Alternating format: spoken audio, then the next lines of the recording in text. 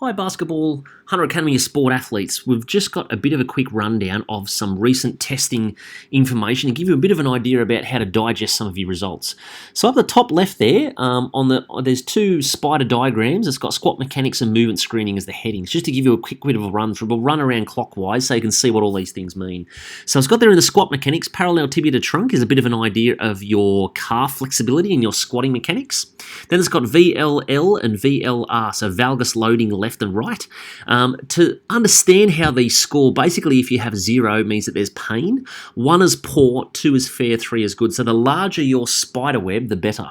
So valgus loading here, you can see they've scored a 2 on the left and right.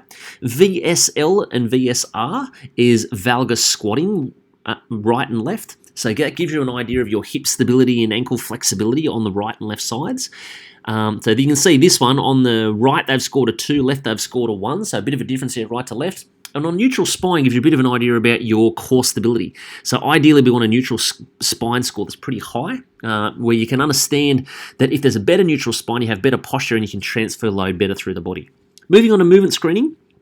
So working our way around the clock face there, the top two, ASLR left and right, so active straight leg raise. That's a basic lower body active range test, which gives you a bit of an idea about your flexibility when you're in running and stepping patterns. So this person here, this template person, you can see there's not very good range there, so the calves and the hamstrings may need a bit of work there flexibility-wise.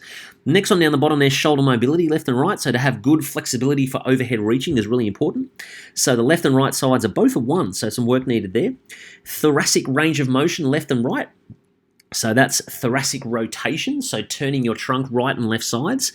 Really important, gives us an idea about how flexible you are through the trunk. And TE, thoracic extension, so being able to extend and open up your trunk and chest to be able to reach overhead is important too.